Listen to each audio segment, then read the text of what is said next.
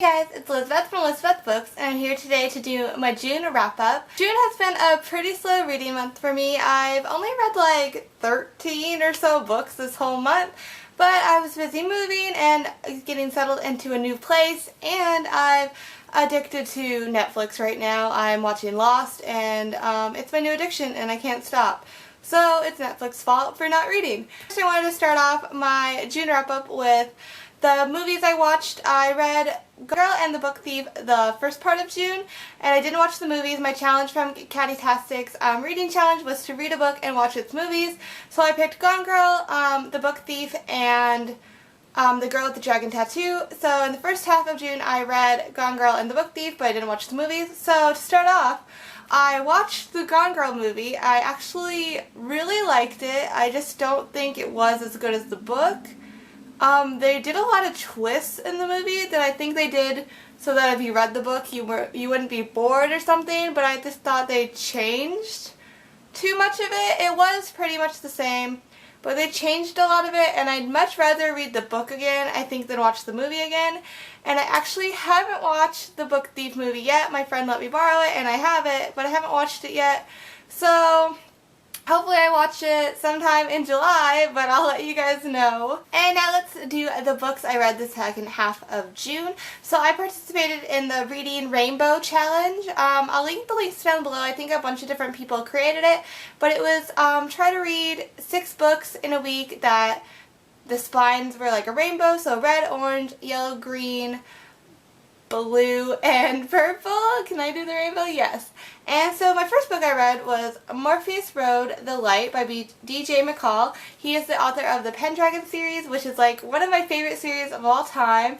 And I picked this book up at Book Outlet. It is red on the spine, and I really loved it. A lot of reviews said you wouldn't like it unless you were like a 13-year-old boy or something, which was kind of weird to me because I thought it was exciting and good, and it wasn't very, I don't know, I didn't think it was like gender based or anything like that to me. And it's about a boy who draws comics called Gravedigger, which is kind of like a Grim Reaper type thing. And his friend goes missing, and he has like dreams of Gravedigger being in his dreams, and so they're like nightmares, and he meets up with his friend's sister, and it's him just trying to figure out where his friend went missing while kind of being visited by this gravedigger in his nightmares. And nothing is really explained in this book. It really cliffhanger ends, and I really want to read the next one. I think this got me back into reading a little bit. I've been kind of slumpy. It really made me enjoy reading, and I wanted to keep reading this month. So then for Orange in the challenge, I read The Girl with the Dragon Tattoo. It has orange on the spine. This is about a reporter who wrote like articles that they found to be false, so he was going to be put in jail. But before his prison sentence, he was hired to solve a murder that happened in the 60s, and him, with the help of this girl Elizabeth, which is close to my name, I'm so excited. She is like a computer hacker, and she helps him with the case. And as a book, I found this 90% very boring. There was like pages and pages of them looking through evidence, looking at things, talking about family history, and it was very boring. But I watched the movie, yay. I watched the Swedish version, and it was amazing. Like, it was very fast-paced. You learned the same amount of information about the people, but it took like 2 minutes for them to explain instead of 200 pages like this book. And so I really want to read the rest of the series, but I kind of just want to watch the movies because all 3 of the Swedish movies are on Netflix. So, I mean, I'm going to read them over time. My boyfriend has the second book in the series, so I'll probably pick it up sometime. But I'm really more interested in watching the movies because I like the people who played the characters a lot. But yeah, so overall, I would say the movie was better than the book for once, but that was just my opinion. For Yellow, I read My Name is Mina, and it's kind of gold, but I counted it as yellow.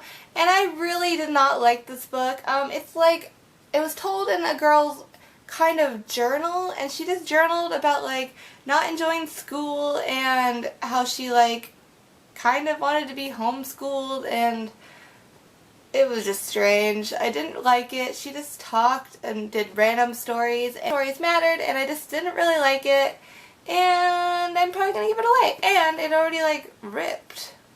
I don't even know. It makes me so sad. Next in my Rainbow Challenge, I read Crimson Bound by Rosamond Hodge, and it's a green on the spine.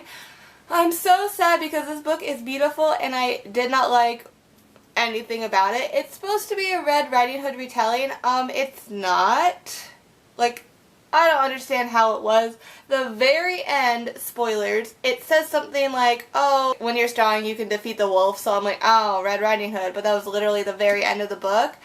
And I just didn't feel like this was anything special. It kind of reminded me more of like a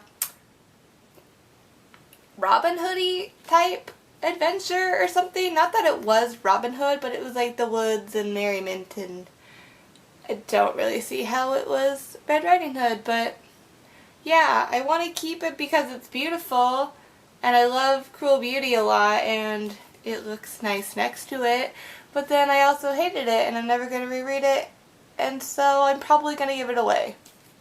Sad. Then for my blue book, I read Broken Hearts, Fences, and Other Things to Mend by Katie Finn, which is Morgan Matson's pen name. So I've come to find that reading Morgan Matson's Katie Finn books, they are very young. These are probably for 14 and younger, while her Morgan Matson ones can be 14 and older, I believe. So reading this, it was like good because it was very drama-y and clicky. It's about a girl who, when she was like 12, wronged her friend, and she hasn't seen her in like 5 years, and now she's meeting her again, but she pretends to be someone else. She pretends her name is Sophie. She's a completely different person, and she kind of becomes friends again with this girl that used to be her friend when she was 12.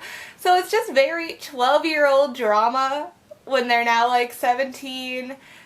It was very predictable what was going to happen. I still like enjoyed reading it because I liked the cute little drama, and it is a 3-part series, which I'm kind of interested how that will go because this book kind of concluded everything. It wrapped up pretty nicely. But I'm not going to buy this series. I'm pretty sure I'll read it from the library if they pop up. But I don't think it was anything special. Then for purple, I read Rebel Angels by Libba Bray, and I don't have it to show you because I returned it to my friend. But it's the second book in the Gemma Doyle trilogy. I liked it, I think, a lot more than the first one. It was more Christmassy.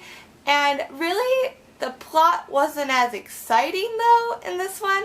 Basically, nothing really happened for me, but I liked the characters more. The first book was very hard for me to get into the characters. I didn't like anyone that much, and this second book, I kind of got used to them, so I kind of liked them, and I cared what was going on, and it was Christmas time, and just that kind of wintry feeling in books makes me happy. So I am excited to read the third book in the series, but I'm just borrowing them from my friend. They're not anything I would ever own or really recommend, but they're good, fun reads. And finally, this half of June, I read the first book in the Lux The Beginnings bind-up. I read Obsidian, and I'm so glad I read it. Oh my gosh, like, this was literally the book Twilight with aliens instead of vampires. Like, everything was the same. I don't even know how to describe it to make it the same. Like, she's a new girl in a town. She meets a hot boy. At school, everybody is scared of that group of people who are like the aliens, and they think they're special. Like, literally everything was Twilight. I was reading it, and I was like, how did she not have to pay Stephanie Meyer's money for stealing Twilight? But I loved it because it was horribly good.